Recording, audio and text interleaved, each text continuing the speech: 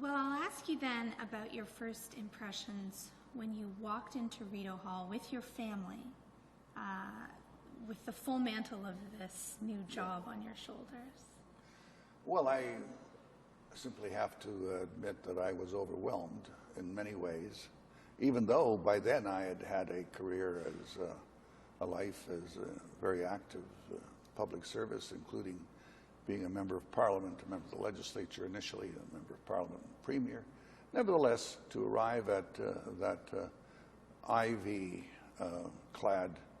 old building there, I believe it's the oldest building in Ottawa still in use, and it is ivy-clad, as I recall. Is it still? I would hope. Yeah, it was all a bit much, and very much, and has remained vivid in my memories. You were always known as someone who was very much a person of the people, and I think coming from this part of the country, because there's just less formality to it, and suddenly you're coming into this role where truly everything is about tradition and formality. How did that affect you? Well, it was a bit of reconciling that was necessary, but it wasn't a hopeless task for perhaps rather amusing reasons that even though I'm a farm boy, pure and simple, and very much accustomed to that way of life, that lifestyle. Nevertheless, I had by then served as Premier for almost 9 years.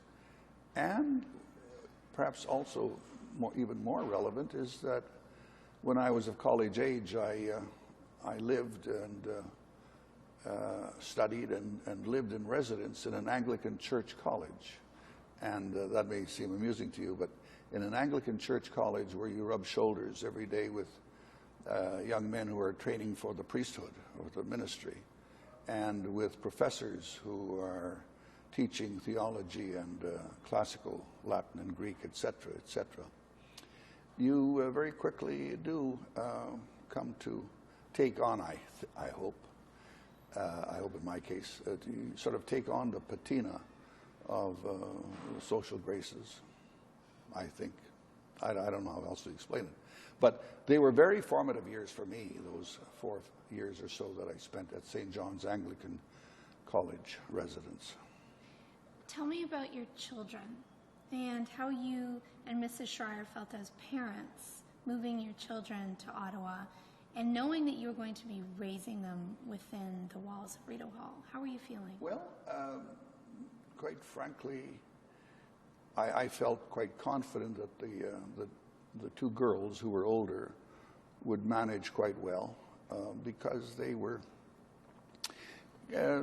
both a little older and feisty as well. I was less sure about the 2 boys who were younger and less feisty.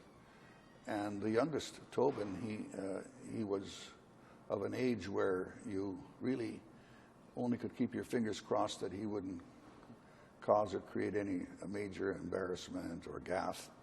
But, you know, while he was mischievous as can be, it all turned out to be great fun, not only for him, but for those around him. He was a kind of a little spark plug.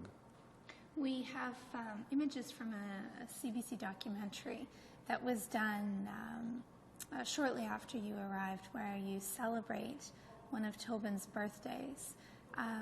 But prior to that, it shows you and Mrs. Schreyer leaving for a formal event in your formal attire, and Tobin running around in a pair of overalls trying to hug you and grab your leg. And yeah, that's the way he was. And quite often he'd run around the big ballroom in a Superman costume. He liked his Superman costume. And once or twice the CBC was there with full crew doing shoots of one kind or another, including, if you haven't seen it, I recommend it, something called Christmas at Rideau Hall. It was a joint CBC production with Green Shields or some such group. And Tobin played a starring role in it without much training or prompting. Tell me about the ability to have those private moments, family moments at Rideau Hall.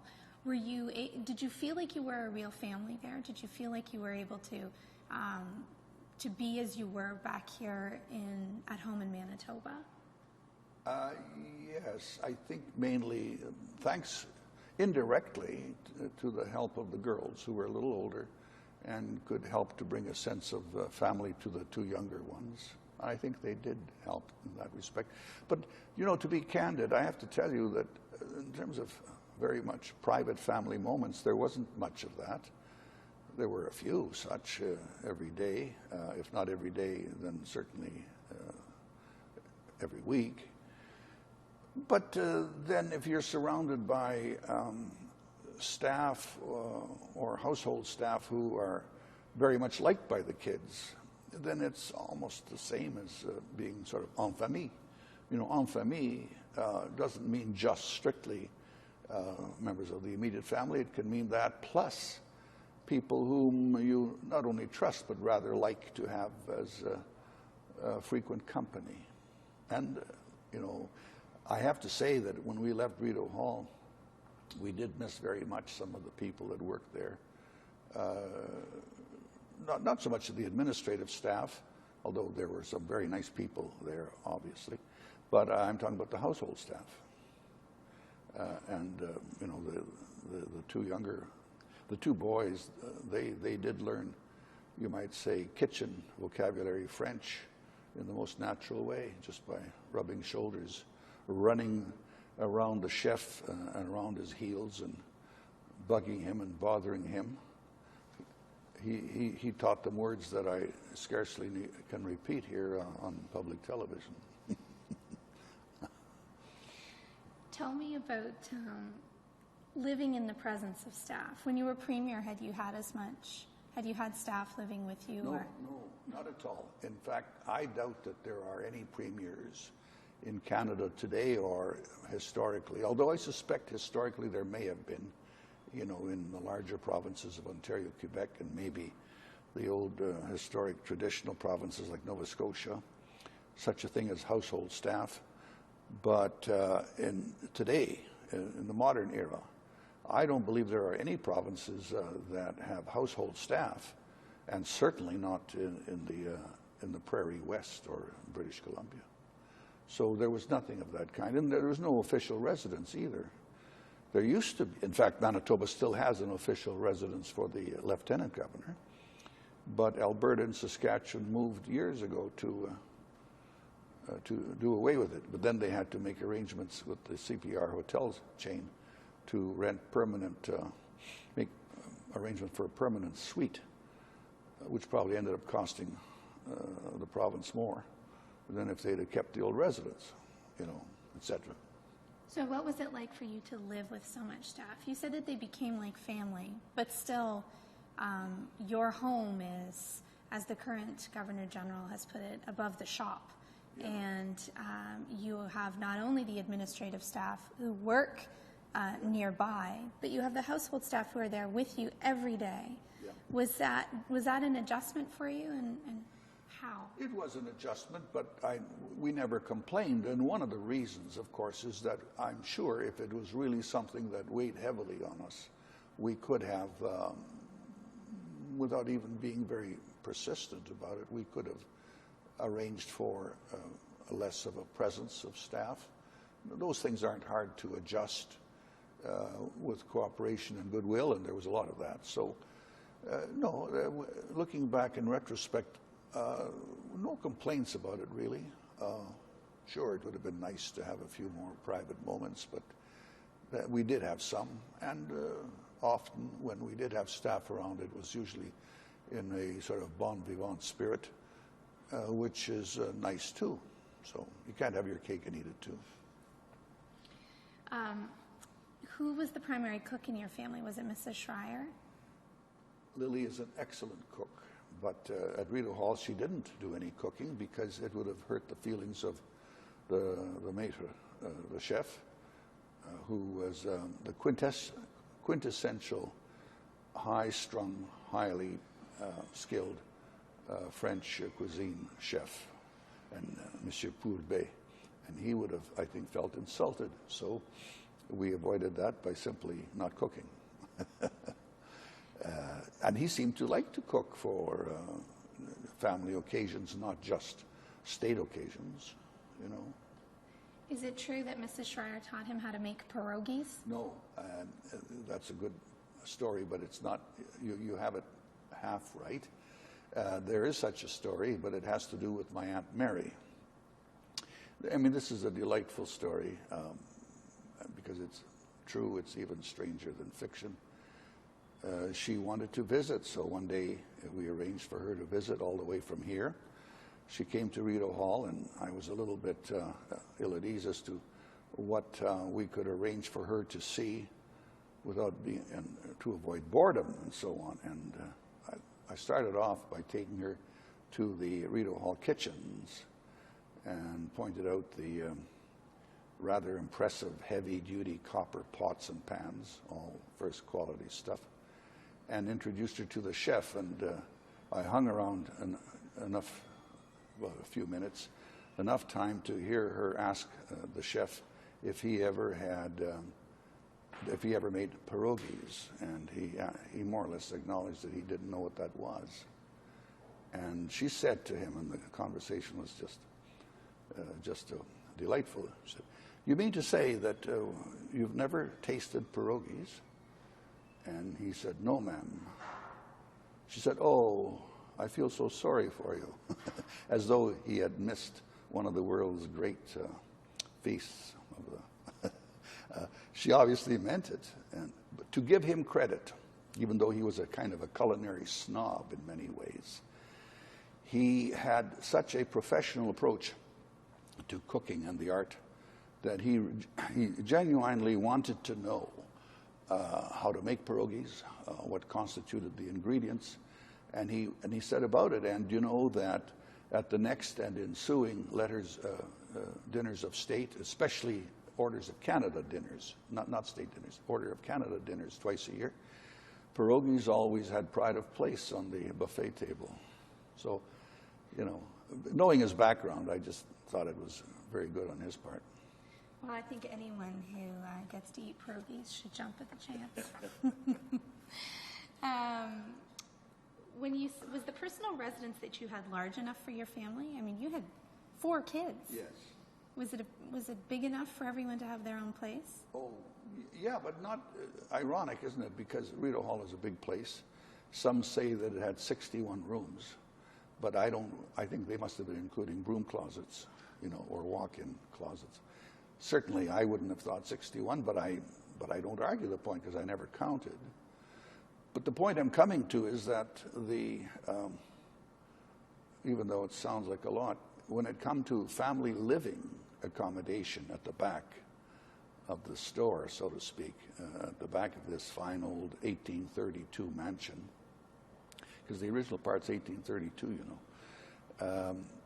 Well, all there was really was the Lord Minto wing, which was added in the rush of World War I, and really was jerry-built and hastily built, and by far the least impressive part of the whole building.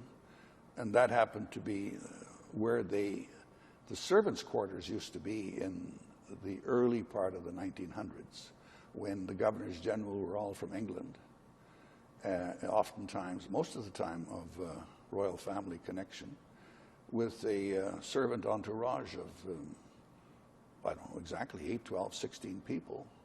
And they had to have living quarters, mainly little bedrooms. And, but when that era came to an end when Lord Alexander was the last of the British governors general who left in 1952, left Rideau Hall, those rooms became kind of storage rooms for typing machines and gestetners and paper and who knows what. They were 4 rooms there were hastily converted to bedrooms for the 4 kids. You know, and so that was a cheap, inexpensive, and it was quite good enough. I mean, Lord knows it was good enough. And it was actually, every one of them had the kind of room that most kids their age would be totally satisfied with, if not envious of, sort of thing, you know. And the major bedroom where we were was part of the original, part of the main part of the house, And that remained unchanged and has remained unchanged except for decor changes for these past, 170 years. Did you have a favorite room in the house? You obviously know the house's history. Was there a room that you... A favorite room? You know, that's almost like asking someone which of their 2 or 3 or 4 children is their favorite. You know, it's often a very difficult question. I was very fond of my office, frankly, which I thought was a lovely office with wood paneling on a hexagonal arrangement. Nice library, glass door entry, etc., into the private living room. But there was certainly, I was always impressed by the main ballroom, and on less formal occasions, I was impressed by the so-called tent room.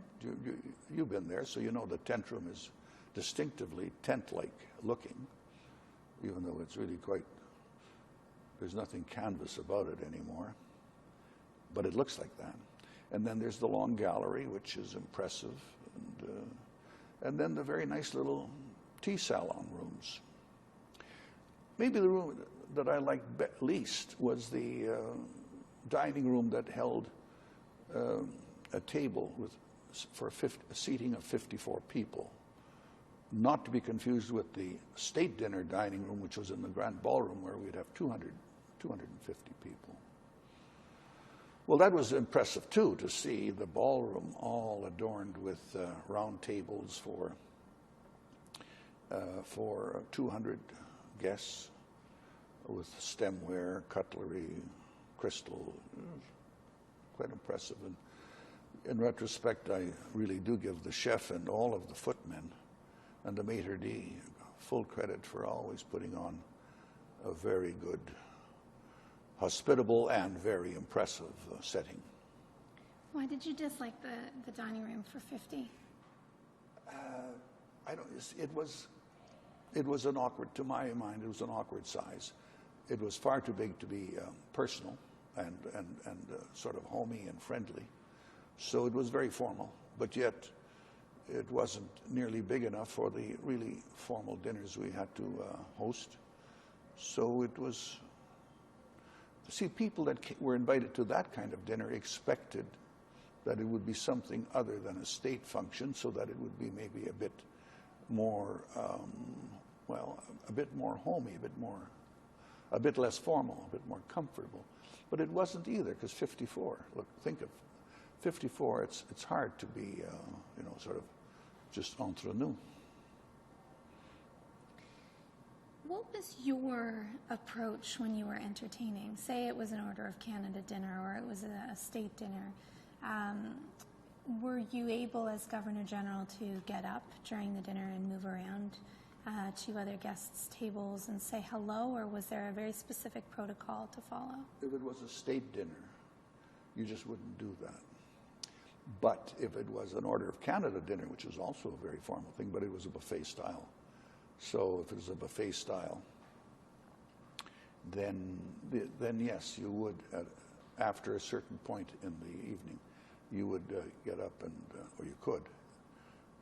There was no expectation that you would necessarily, but you certainly, at times, one did move about. I noticed that Prince Charles, he likes to do that even at fairly formal dinners. He'll have a main meal with one table. Mm.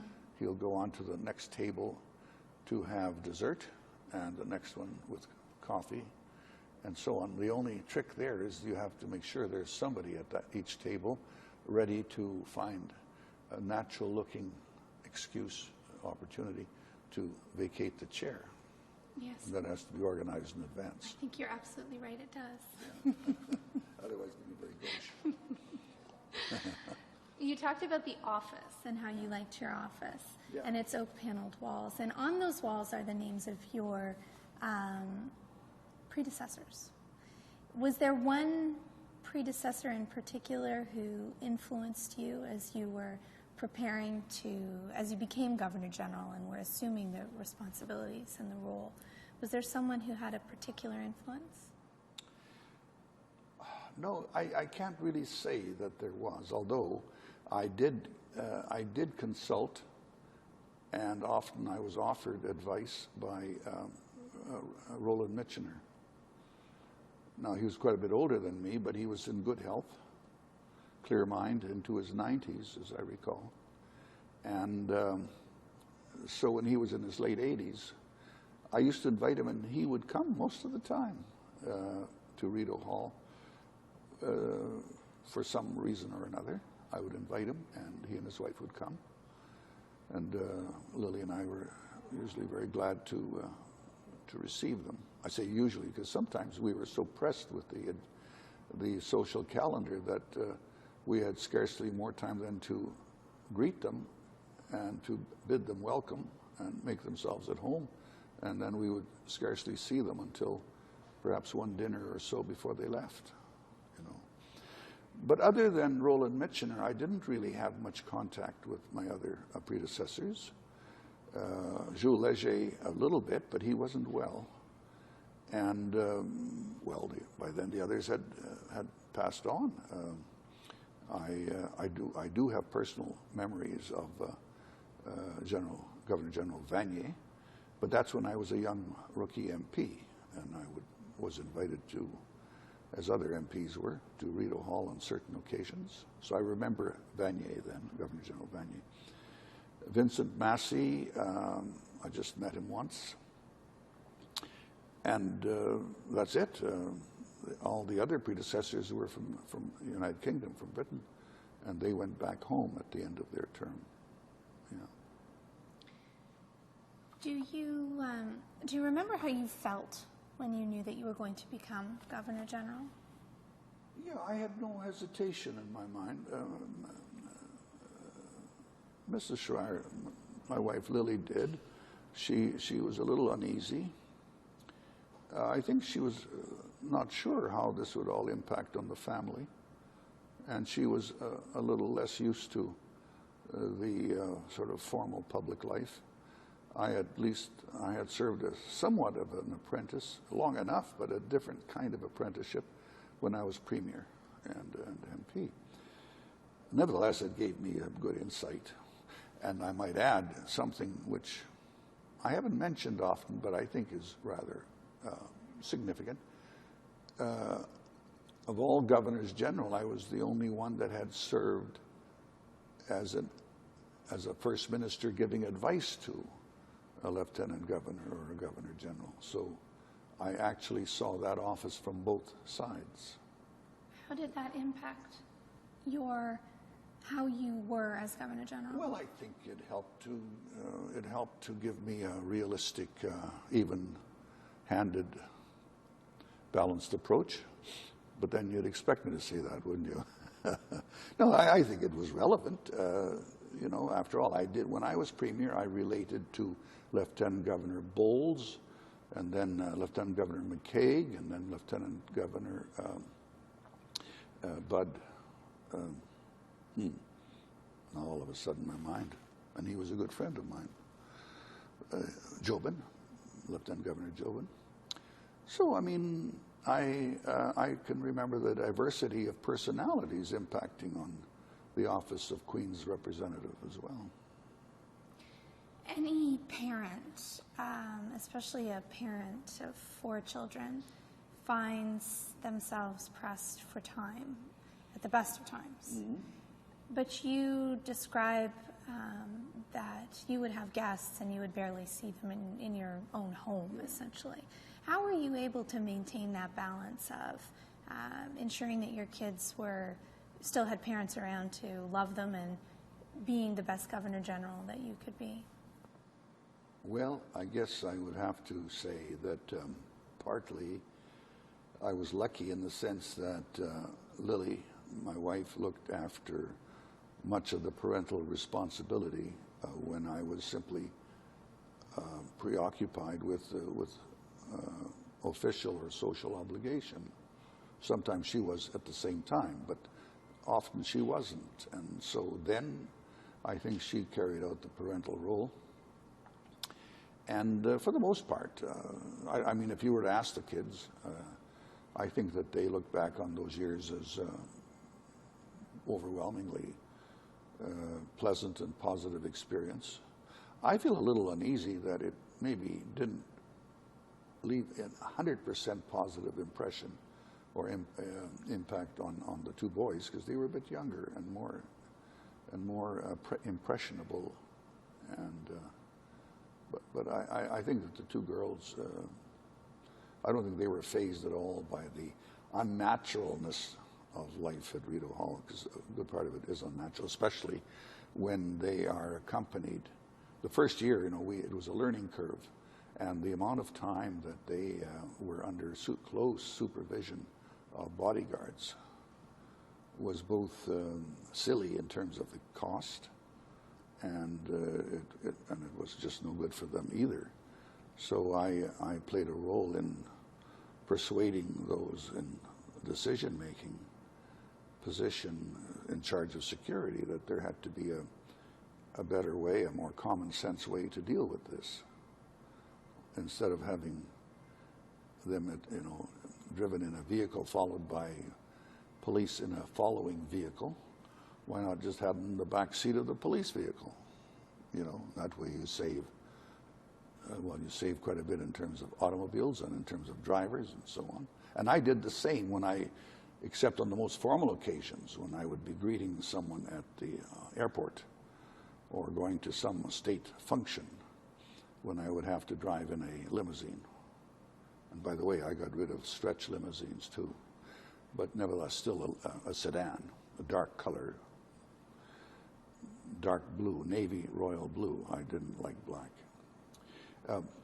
But oftentimes, if I was going somewhere to have a haircut, for example, there's no way I would ride in an official car followed by a police bodyguard car, but rather I would jump in the back seat of the police car.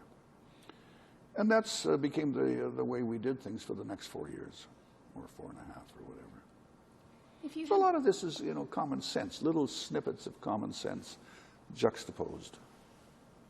That's the way I like to think of it.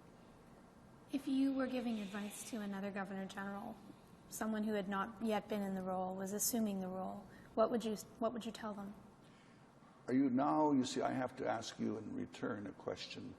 If you're talking about protocol and the interaction between Governor General and Prime Minister, or are you talking about the very, very formal constitutional aspect of the office? Because there is I think one has to draw a distinction. To be honest, that I'm talking about the human side of it.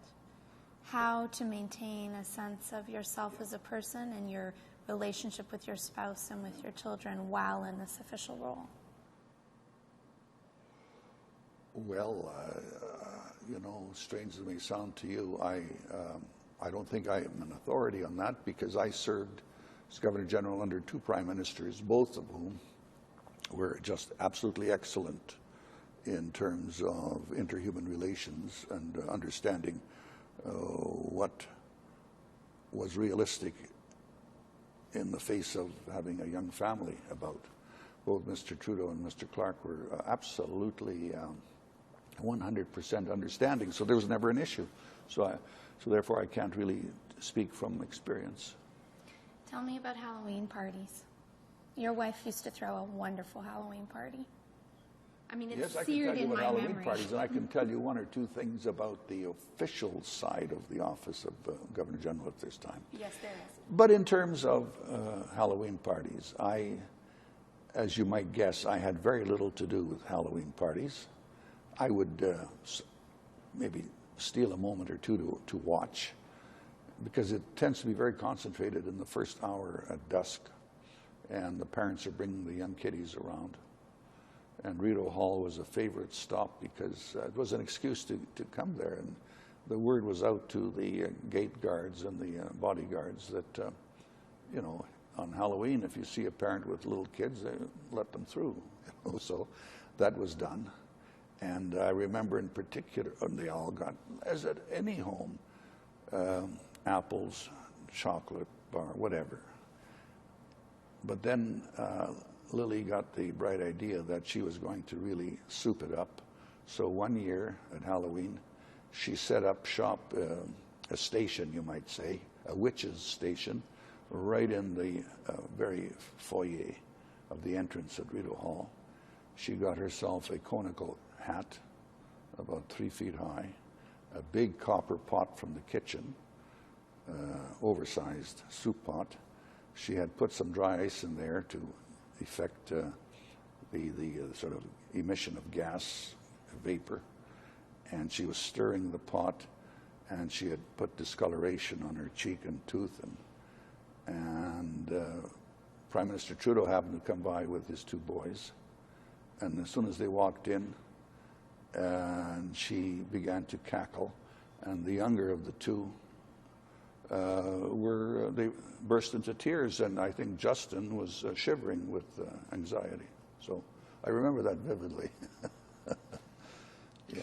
Okay, now that we've talked about the fun, talk to me about the official role as well. Well, you know, one can't ignore it completely, although, I mean, one can use shorthand and say that in the modern constitutional democracy, parliamentary, Westminster parliamentary style, to use shorthand, the Governor-General acts on the advice of the democratically elected head of government, and only on the advice of the First Minister, not on the advice of any vice minister or second or third senior. No, that doesn't go. Properly understood. Having said that, the Governor-General, however, is the custodian of the rules. Okay, so a Governor-General is ill-advised and misusing his office by attempting to superimpose his own decision-making or policy preferences over that of the democratically elected government. That's simple enough. But now when it comes to when is the time to grant dissolution, when is the time to grant prorogation, under what circumstances, and especially in the context of a minority government, then there is not only opportunity, there is of necessity, the Governor-General has to take into account certain important factors. One of them being that any group that presume to exercise the authority to govern must do so with the confidence of the House of Commons, and only with the confidence. And failing that, they have to tender their resignation. Now, what happens in the event that an election has just been held something less than, say, 2 years ago, and there's a minority situation? Is any government justified in attempting to automatically shut down the House and ask for a dissolution and a new election? Not necessarily. Particularly if there's been a vote in the House and the government of the day has been defeated, you see. I don't know any better way to put it than as follows, but I haven't really seen this in a book anywhere. But fortunately for Governors General in Canada, we've had 1 or 2 excellent authorities on the constitutional law of the office, and that is Eugene Forsey, if you probably heard the name. And difficult a person as he was, in many ways he was, a difficult person, but his research and his scholarly works were impeccable. They were absolutely flawless. I found no exceptions. And one of the things he makes so clear in his work, and obviously influenced me, is that when a government is defeated in the House of Commons, the advice of the First Minister to the Governor-General is no longer, quote, official or formal advice. It transmutates into being suggestion. And that is a very subtle point, but one that's very, very important. It's on that basis that a Governor-General, and that's about the only case I can think of where a Governor-General might be justified in saying, look, we don't want a syndrome of governments calling elections every 14 months.